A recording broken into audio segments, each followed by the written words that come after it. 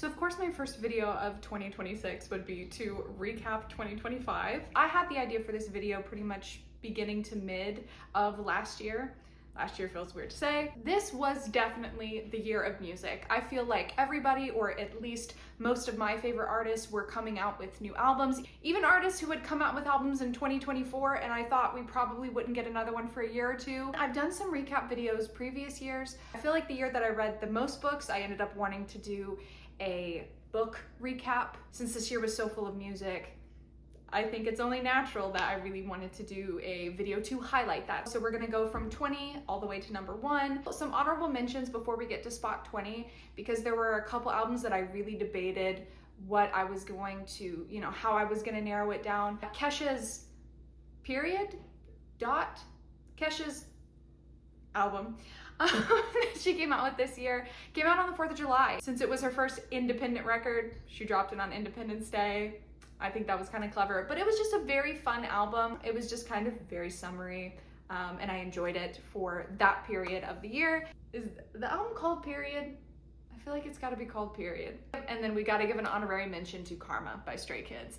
K-Pop Demon Hunters, that movie swept the world, and I have friends who for years have been trying to get me into K-pop, and I just wasn't really into it, hadn't found a group that I liked. But with that movie, I was kind of able to sort of narrow like the style that I was looking for.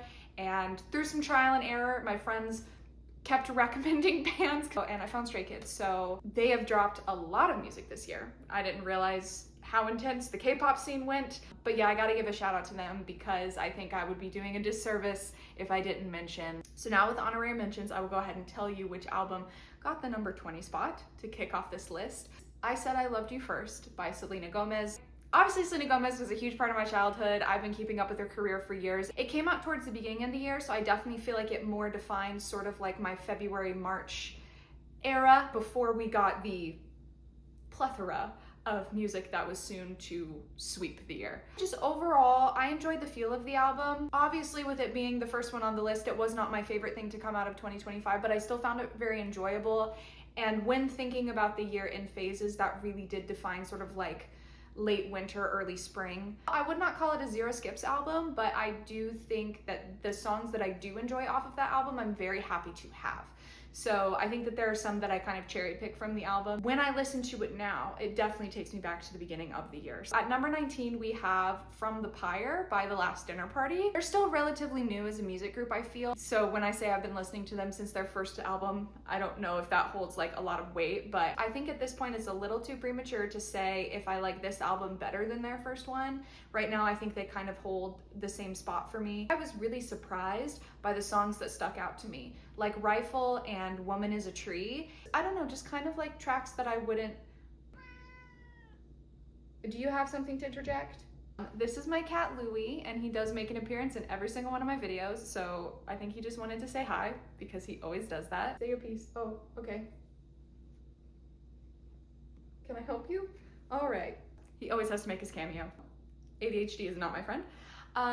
Just the songs that tended to stand out for me on the album felt like a surprise. I don't know, they have a very unconventional sound. I love kind of how witchy they are. I think that's a lot of what draws people into their music. Now, that being said, I do have tickets to see them in March of this year, end of March. And I think that seeing the album performed live will help grow my appreciation for it, to see the album come to life. And it is my first time seeing them perform. So number 18, we have The Thing with Feathers. One of the things that I think is super poetic is they were actually the first concert that I saw in 2025 and the last. I saw their show in February and really liked their energy, and they were working on their album at the time. So we were slowly getting singles, and as each of the songs were coming out through the year, everything that they came out consistently, I liked better and better. They were continuously outdoing themselves. Okay, number 17, we have Idols by Yungblud. He really went through a journey, and I know for a fact his fan base spiked with this album. Because there was just magic in it, truly. Like, he did something different here. I also went to see the film that he had in theaters where he did live performances of the songs and talked about like the inspiration behind them. I think really my favorite part of this album or era of his was hearing him talk about the music, like why he made it, how he made it. I always enjoy hearing artist's creative process. So there were songs that stood out to me at first that I genuinely appreciated, but I think after seeing the film and hearing him talk about more of the meaning behind them, it totally changed the way that I listened to the album. It changed my ranking of the songs, and I kind of really understood what he was trying to do with that album. So this is actually supposed to be a part 1. He is going to be continuing this theming and kind of and do more, and very happy to be a new fan. I also have tickets to see him. Don't be surprised if I start saying that phrase often, because I already have 10 concerts booked for 2026. And those are just between March and May. And I went to 18 concerts last year, a lot of which are also on this list. So you're probably gonna be hearing me say that a lot. Either I saw them last year or I'm going to see them this year. Don't know what to tell you. Number 16, we have Genius by Leah Kate. With this new album in particular, as soon as it came out, there were songs that I was immediately addicted to. The opening track is called Meltdown, which is the perfect synopsis or the perfect like intro into this album, because all of the songs are kind of just about being hot and crashing out, you know? Honestly, I kind of feel like Leah Kate is underrated. I don't know if like Tate McRae would be who I would compare her to, but it's just kind of like, she's one of those that, yeah, she is popular, but I'm surprised she's not more popular than she is. But we'll see what the future has for her. Number 15, we have Something Beautiful by Miley Cyrus. I specifically want to talk about Miley's film when I'm referencing this album. Not similar to Youngblood in the sense of this was not a documentary of like the making of the album. This was her way of visually bringing the album to life. She has not toured in quite a while and doesn't have plans to, just because of some strain that she has vocally, and it is very difficult for her to keep up the stamina of singing during live shows. So she said that this was her way essentially of touring and bringing the album to fans. The movie was released in theaters and is now available on Disney Plus, and if you have the opportunity to watch it, I highly recommend it. And it absolutely 100% raised the album in ranking for me, gave me a new understanding of the songs and appreciation for the songs, and now like whenever I listen to certain tracks, what I'm seeing is the movie and the story that she was choosing to tell visually. Walk of Fame, Every Girl You Ever Loved, End of the World, like maybe I liked those songs before seeing the film, but now like I get it, I understand. So seeing the movie itself is actually a huge standout highlight for me of 2025. It was like one of the most fun experiences. And obviously, since there's no tour, I can't like see Miley perform live, but I would love to. I just think everything she does, she really gives her heart to, and it's always a 10 out of 10. Like, she never half-asses anything, and I'm always genuinely impressed whenever she comes out with a new album. Let's keep going. At number 14, we have Christine by Chrissy Kilpecchia. I really hope I'm saying her last name correctly. I'm so sorry if I'm not. I really need you to understand that I actually really love her. I found her through TikTok, not for her music, but just for her personality. She's just a beautiful, gorgeous, pink-haired, sarcastic lesbian, and I love her. So she had been working on an EP and releasing singles for it, the first one being Passion Fruit, which, oh, chef's kiss. But you know, she was one of those where just single after single, hit after hit, banger after banger, and the EP itself, you know, it's only 6 tracks, but I was so addicted to it. 0 skips on that EP. I would love for her to do a full-length album, and I know too she's also talked about potentially touring, and if she does, absolutely I will be going. Number 13, I don't know if y'all are gonna think I'm cheating or not, but it is Sugar Water Deluxe Edition by Maud Latour. So Sugar Water itself actually came out in 2024, but the Deluxe Edition came out this year, and I have to include it because I saw Maud Latour live in March, and it was life-changing for so many reasons. Sugar Water itself is just a phenomenal album, and then the Deluxe Edition, she continued to deliver. It wasn't like leftover songs that didn't make the album. It was like a continuation of the story, you know, newer songs that she'd written. I'm absolutely obsessed with her music, and honestly, I cannot find anybody that has a sound close to hers. And she's such a good performer too. She's so well seasoned. Save Me, Cosmic Superstar Girl, 0 skips on the album, and then off of the Deluxe Edition, XO, Sailor 99. That's like the one. Okay, if I'm gonna give you like one song to listen to by Maud Latour that I think is the most her as far as like how she writes and what she sounds like, Sailor 99, okay? Just I think that is so quintessential Maud Latour. Now, like I don't know that I would say like that's her best song or my favorite song by her, but I just think that like she sounds so unique, and that song is like the best way to describe the, you know, the addiction that you get from listening to her. And another really cool thing that I want to mention, because we're just kind of talking about 2025 in general at this point and like what my memories are related to music. Her opener when I went to see her in Dallas was Maris. So in March, I got to see her open for Mod Latour. And then in September, I actually got to see her headline her first tour in the same venue that I saw her open. That was just a really cool like full circle experience to in the same venue see her from going from an opener to a headliner. Number 12, Man's Best Friend by Sabrina Carpenter.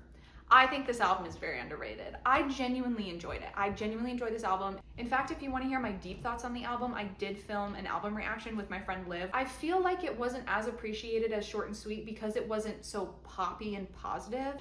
Like the production, the songwriting, they need to be more appreciated. And I feel slightly defensive towards this album, but I wonder if maybe it's because of how big Short and Sweet was and what it got popular for. Like people felt like Man's Best Friend didn't deliver or something, but it was itself a good album. And I think had they been flipped, had Man's Best Friend come out first before Short and Sweet, Man's Best Friend would not have nearly received as much critique as it had. But also too, maybe naturally just after you have a big breakthrough, whatever you make after that is just not gonna like live up to people's expectations. I don't know. I know she just got finished with a Short and Sweet tour, but if she does a tour for Man's Best Friend, you best believe I'm gonna be there. I'm gonna be front row. Okay, number 11, I feel a little silly when I say it because I've been wearing the shirt the whole time. Skeleton by Ghost. Listen. First off, let's give a shout out to the shirt though, because I specifically picked it since this was a music favorites video. This was like my favorite piece of like fan merch that I got. A Black Friday sale? Because it's not the current Papa, which if you don't know who Ghost is, that probably I might start to sound like I'm speaking in tongues if you don't know who Ghost is. But my love for Ghost goes deep, and I'm gonna have to rein myself in. I'm gonna have to try to stay composed so I don't turn this video into a Ghost rant. But a famous phrase, I saw them on tour last year, and actually I saw them on tour last year in 2025, and I have tickets to see them in it started to get real. I have tickets to see them in a couple months this year. So I would love to share photos and clips with you, but they do have a no phones rule at their concerts. So the band on social media constantly posts clips from the show. After your show is over, they give you a link to like photos that you can download from your show. So it's not that they don't want people to film or photograph, it's just more about like being engaged and being fully in the moment. And honestly, I enjoyed it. And I'm kind of taking that mantra into like future shows, like especially if I'm seeing a concert multiple times, I'm like, why don't I just like leave my phone in the car? Like, let's just be in the moment. Like we'll skip the rant about like everybody being addicted to their phones, but you know what I mean. But anyway, the album itself could talk about for forever. And I think the reason why I didn't rank this album higher though, as much as I love Ghost, is I did notice in my recap of music this year that Ghost as an artist was super high on the ranking, but the albums were all still like varied throughout. Like it wasn't like Skeleton was the top Ghost album I listened to this year. It was like all of them, but so artist wise super high, but the albums were all pretty evenly divided, and I don't think Skeleton was even the top album that I listened to. I think it was probably Impera, because I really love that album. But anyway, I digress. So it's like I do want to give a shout out to Ghost and give Skeleton its flowers because it was a phenomenal fucking album. But you know, I gotta be fair. Now we have made it to the top 10 albums. So to kick off this list, we got a real superstar here. Number 10 is gonna be Happiness Is Gonna Get You by Ali X. Now this is a concept album for sure. Ali X, I have been listening to her since I was in high school. At this point, it's probably been a decade of me listening to Ali X. And she's always been very out there, like early Lady Gaga vibes, where everything she does is very eccentric and kind of abnormal. A little dark too. She kind of has like a dark pop feel to her. This album though, especially was a concept album because she created an entirely new character for it called the Infant Marie. Without going into too much, because we really could do a deep dive, but basically Marie is falling through time, which is kind of what leads into the aesthetic of this album. Which on that subject, I also want to give a shout out to the vinyl, but even just the aesthetic, like even just looking at the album, you can tell like how very sci-fi, very time and space, and also like a person maybe slowly slipping into insanity, which is a perfect way to describe the album. Sonically, it's cohesive, but also all over the place. So there's like threads that kind of are going going through the album sonically, but each song sounds totally different. I think it's kind of left field, but in a good way. Number 9, I'm really excited to talk about because I'm about to just brag on the artist as well as the album. Part-Time Jobs Near Me by Ivory Lane is actually, it's an EP. One of my most listened to projects this year, so, you know, have to give it credit. And then also, I really need to talk about Ivory Lane, okay? I really need to talk about her. She walked away from her label, I think about like a year and a half ago, and went totally independent. What she was doing before was good, but now it's just impressive because she is truly doing everything by herself. Like, of course, before she was singing and writing, but now she's recording, producing, mixing entirely by herself, okay? She, like, truly jack of all trades, one woman show, absolute fucking superstar, okay? I have to brag about her. I actually discovered her in 2025 because of TikTok. Early in the year, the first single that she dropped for this upcoming EP was called Metropolis. And I like ran into a clip of her like talking about like, if you like independent artists or if you like small artists, I just came out with this song type thing, you know? And I really liked the song, and then I deep dove into her catalog and just was blown away. So, but this EP in particular, I think is just extra impressive because it's all her. Number 8, No Hard Feelings by The Beaches. The thing that I really love about The Beaches in general, and this is just me, is that they are a mostly queer band, you know, and the lead singer specifically is bisexual. So they write from a very queer lens, even if they're talking about a straight relationship, but also the songs are written from all of the band members, you know? And so there's a song on there called Lesbian of the Year, which is absolutely one of my favorite songs on the album, that is specifically written by and for the guitarist. It's really about like discovering yourself or coming out later in life, and kind of the lens that you view the world through changes. And it's a really powerful song.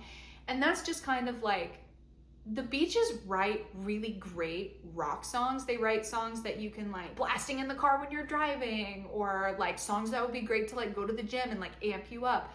But they also have that flip side of it, which is just very heartfelt, genuine written music. And they're just super talented. The vocalist, I feel, has a very unique sound too, and so it just makes them really addictive to listen to. And I'm a huge fan of the band, and they've never come out with a bad song ever. We got to be careful with number 7. We really have to be careful with number 7. So number 7 is Mirador's debut album. That band truly changed my life. Not a joke. Really not a joke. And I have plenty of videos on this channel too, because I really could just spend all day talking about the story. But so this is a band, okay. See, again, we gotta be careful here because it's a million thoughts going through head. But essentially, so I really love Greta Van Fleet. They are my favorite band of all time, and kind of tied for like my favorite music artist ever. They had a band called Ida Mae that opened for them on their previous tours. Jake, Greta Van Fleet's lead guitarist, and Ida Mae's male guitarist duo. They're a duo. It's a couple. But so Jake and Chris essentially through this tour met, became friends, and ended up writing music together, kind of writing as friends for fun. But what they wrote was really freaking good, and they basically ended up forming their own band together. They brought in 2 other guys, and so both of them are respectively staying in their original bands, but they also have a second project, because I don't want to say the word side band, because that's not how they treat it, and that's like not what it is. It's like they're giving 100% to this fucking thing. It's just they're also not sacrificing the original things that they built. So, but they created this band called Mirador, and Mirador actually opened for Greta Van Fleet. Let's not get into it, but through Mirador coming out with music, they ended up dropping their debut album last year. And so it's really been like this incredible, crazy journey for the band, like, and its creation that I've been privileged to witness, because it's really an interesting way for a band to start, and for them to kind of like come out of nowhere but also have an established fan base, right? Because they both had individual bands, and so of course the fans of those bands are going to be curious and follow them into this new project, me being one of them. This album was one of my most listened to of the year. I saw them last year 4 times on the same tour, and got the insane opportunity to meet them not once, but twice. This is the part that absolutely blows my mind, and I have to be careful here. Insane things happened, but also by getting involved with the band and like going to these shows, I've met some really incredible people that have been brought into my life that are like lifelong connections. But even outside of that, I really want to give the album its flowers, and I want to give Mirador props as performers, because seeing them live, there is a certain energy that they give off and that is in that crowd that I have never, ever been able to find anywhere else. It's just such a unique energy. Mirador was named Artist of the Year, Guitarist of the Year by Guitar World for 2025. They're a new band, but they're already established. Like that's just, it's such a weird, unique concept. So the energy of the show is so unique as well. And it's really cool to hear the difference between how Mirador sounds versus how they sound in their other bands. Because like Greta Van Fleet and Mirador, yes, Jake has his hands in both, so there's little signatures, I would say, that Jake has in Mirador that are reflective of Greta, but they sound totally different. And the things that they write about are different. The songwriting style is totally different. It's kind of cool to see like Jake get to use two different parts of his brain. That's the only way that I feel I could describe it. But even if you've never heard of Greta Van Fleet or Ida Mae, I know you will like Mirador, but I have friends who don't like Greta Van Fleet, who haven't been able to get into Greta Van Fleet. And yet, when they heard Mirador or were nice enough to go with me to the shows, they love Mirador. I know that they've already talked about they're working on a second album, but I know Chris is going to be doing some things with Ida Mae and Jake is going to be doing some things with Greta Van Fleet. So there's a lot of stuff that's up in the air, but I'm very excited for it all. I'll have to stop talking about Mirador because I can't turn this into another Mirador video. We're like this close. Number 6, Princess of Power by Marina. Ever since like the first singles dropped and she was like teasing this album, I was like, oh, I'm here for this. Cupid's Girl, one of my most listened to songs of 2025. As the title would suggest, the album is very much about self-love and appreciation and truly being like very comfortable in your own skin, and it's about stepping into your power. It's a much more mature way to view love, and I think it also is kind of that, you know, saying of you have to love yourself before you can love another person. But like sonically, there were a lot of things that were reminiscent of like video game music, as strange as that is to sound. It's so hard to describe. We've already talked about Cupid's Girl. I also love Roller Coaster. I love Final Boss, Digital Fantasy. Digital Fantasy, of course, obviously would even suggest that video game sound that I was talking about. And the lead single off of it being Butterfly, which is kind of about like transformation and, you know, becoming a new version of yourself. And so that really is just what totally encapsulates the album. It's consistently a standout for me of 2025. Top 5 albums of the year. Number 5, Life of a Showgirl by Taylor Swift. If you want a deep dive analysis into my thoughts on Life of a Showgirl, I have some videos on. I appreciate a lot of things about Showgirl. The number one though, outside of the music, being branding, especially with the vision that she was going for. And I think that the songs that I really enjoy off of Life of a Showgirl, I can't live without. Like my favorite tracks are Father Figure, Life of a Showgirl, Fate of Ophelia, which I actually think is the best lead single Taylor has done, okay? Not her best song, her best lead single. The fact that it is still charting, the fact that it out-charted Christmas music during Christmas, the music video that came out for it really set up the era. And I think that she just did some really impressive things with this album. And I think aesthetically, like the visuals of it, the world that she built, what it is representing, is a 10 out of 10. Her effort that she put into this album is undeniable. She really accomplished her vision, and this is not a half-assed album. You can't tell me that, okay? If you don't like it, that's fine. That is how you listen to music. That is what you do or don't like about music. But this was not a half-assed album, and it is a good album. This one I'm Man's Best Friend, I feel like I get a little defensive about. But I think, you know, when Sabrina came off of Short and Sweet, Taylor Swift came off of the Eras Tour, whenever you have a really big pinnacle moment, I think whatever follows it is going to receive such unnecessarily harsh criticism. Number 4, My Girl, Bite Me by Renee Rapp, all right? My particular appreciation for this album is because if you do or don't know anything about Renee Rapp, she's come out with music over the last few years, but this is clearly the first time that she felt she was using her voice. You know, she's had some disagreements in the past with her previous producers and managers and people that she was working with in the music industry, of feeling like she wasn't saying what she wanted to say, she wasn't sounding the way she wanted to, like she was doing what other people told her she should, and that just didn't truly feel authentic to her. Which is one of the reasons too why she gets a little bit bitter about her old music, despite, you know, fans loving it. But with Bite Me, she kind of restructured everything that she was doing and who she was choosing to work with and who she was choosing to listen to. And she also too did an interview recently where she talked about some of her like music heroes, or like music that she used to listen to when she was younger. And I think that that's a very interesting lens to listen to the album with as well, because you can hear a lot of those like 90s inspirations, I feel. The album, I don't think is intending to be retro, but it just has some particular sounds on there that kind of sound a little nostalgic, maybe. My personal favorite song on the album is Good Girl, and I think that that's like a prime example. This album, I think, really did a lot of good things for Renee, and then the tour itself was incredible as well. Obviously, she's a phenomenal performer. She's been on Broadway. Her vocals are unmatched. She is such a skilled dancer, so I was expecting a 10 out of 10 tour. I knew she was gonna turn out. She just owns that stage. I think that this album was a really good one for her. I think it is absolutely her best album, and you can tell too that she's so comfortable with it. I really think my top 3 in general all could have shared the #1 spot. Like, that's how much I love these next albums that we're gonna talk about. Number 3, we have to talk about Everybody Scream by Florence and the Machine. Oh my God, okay. To preface, so the album came out October 31st, so really November. Despite the album being 2 months old, it was in my top 5 most listened to albums of the year. I've loved like every album that she's done so far, but this one is pinnacle, okay?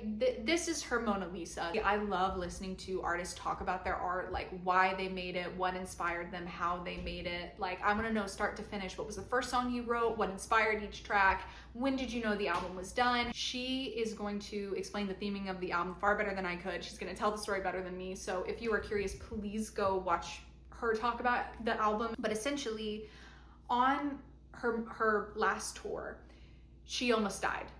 She suffered a miscarriage that caused her to have emergency surgeries. And after going through all of that, she really felt that she needed to be connected to the earth. So the album has a lot of that theming talked about, not realizing how close you are to death. Like, death is just on the other side of the door. Returning to the earth, returning to nature, returning to like older ideas of things. But then also another common theme throughout it is like she has a few songs, Everybody Scream being one of them, or my personal favorite track on the album, Kraken, which is kind of about like the idea of like there's Florence Welch and there's Florence and the Machine, right? Like the artist persona, and you know, like stepping on stage and embodying this like creature. And her songwriting style is unmatched. Like everything that she wrote is through the lens of metaphor and folklore, mythology, like that kind of stuff. Like, as some of the titles would suggest, sympathy, magic, witch's dance. Drink Deep has a lot of older folklore narratives, you know, weaved throughout it, and weaved being an intentional word. Perfume and Milk, returning back to nature. Kraken, talking about the grand persona of things, but using mythology as the lens. She chose phenomenal singles. The music videos she did really added to the world. And you guessed it, I will be seeing her on tour, not once, but twice. And you know what? There's gonna be vlogs on this channel about it, so don't even worry. We will definitely be talking about this album more, because it's just, I can't shut up about it. I really can't. So I'm gonna force myself to. Number 2 is Wishbone by Conan Gray. I have such immense pride for Conan. I've been a fan of his since his first album, like 2019 essentially, and seeing him grow and progress as an artist has been amazing. What's particularly cool about this album too is this is definitely the most authentically Conan Gray album he's ever made.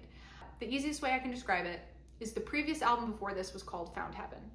Phenomenal album, okay? I have album reactions to both Found Heaven and Wishbone if you want to check those out. So he came out with this album called Found Heaven. Purposefully, the concept of it was to be a retro album. Like, it was very 80s pop and so well executed. The things that he was going through in his life when he was writing Found Heaven, he created this perfectly manicured album to talk about what was going on in his life. On the side of that, there were songs that he was writing that were for himself. Things he never thought was going to see the light of day, music he was not going to put out, but he was playing them for like his friends. And they were like, Conan, these songs are so good. You need to do something with them. And you know, I think also too, that's what makes the song so good and authentic, is they were not intended to see the light of day. He was writing them for himself. It's kind of cool to see narratively how some of these reflect the stories that were talked about on Found Heaven, but they do not sound anything alike. I would describe it as Found Heaven being curated, manicured, like the polished version of the story you want people to hear, and Wishbone being what you never thought people would hear.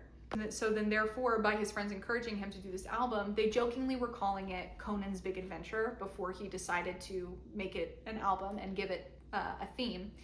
And so he sort of ran with that, which is what turned it into the aesthetics of Wishbone, which are very much like being alone in your room, in your pajamas, writing music by yourself. Very personal too, in the sense that he was hand drawing a lot of the art for it, writing out the lyrics for the videos. The execution that Conan had for this album is why it's so high on the list, because everything is detailed. Like for example, my favorite song on the album, My World, the lyric video for that song is passport stamps. Well, the stamps are tour dates. There's a plane ticket for the music video for Connell, and the numbers and the seat row and all the information on the ticket links it back to other songs.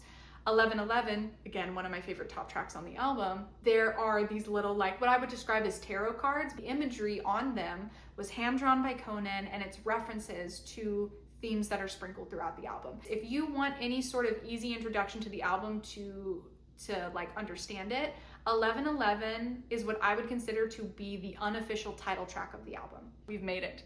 This brings us to the #1 album of 2025, Mayhem by Lady Gaga. Everything else on this list, I would say, is maybe based on opinion. This one though is fact. Like, Lady Gaga is such a big name that I know that there are people that have heard songs off of this album or listened to Mayhem once, but I'm like, no, you have to get into it because it is the best thing Lady Gaga has ever made.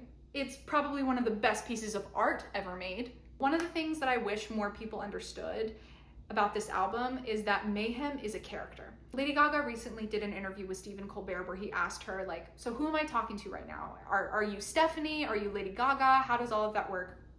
And she basically said, Stephanie is the artist, Lady Gaga is the creation. This is a character that she gets to embody to tell the stories that she wants to tell. Mayhem is another character that she created. And in fact, in the Mayhem Ball Tour, she plays both of these characters.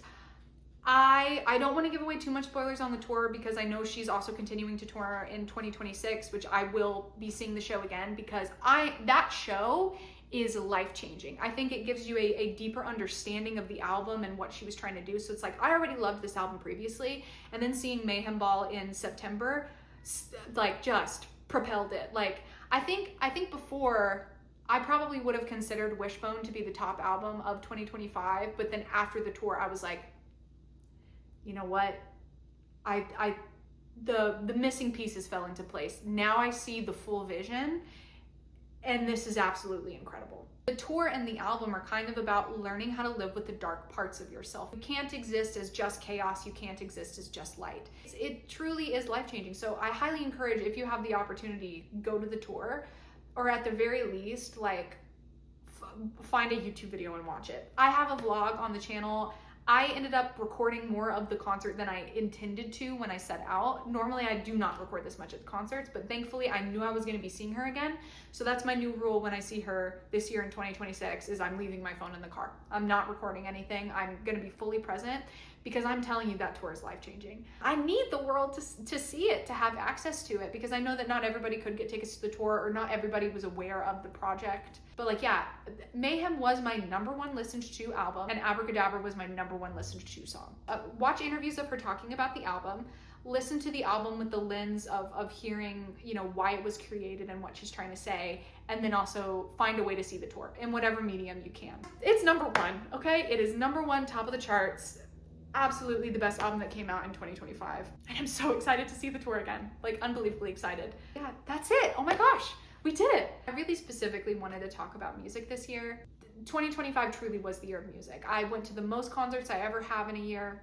I've always felt a connection to music, but I think like the quantity of art that I received last year kind of really redefined a lot of things for me. So I'm really grateful. I think 2026 won't be as intense as 25. But I know some people are saying that about 24. Like, people thought that 2024 was the year of music, you know, and then some artists that had albums in 24 also came out with ones in 25. So, and then like I said, I already have 10 concerts lined up for just March through May of this year. So expect plenty more music content on this channel. And that's where I'm gonna go ahead and leave it and wrap it up. So thank you guys so much for watching, and I will see you in my next video.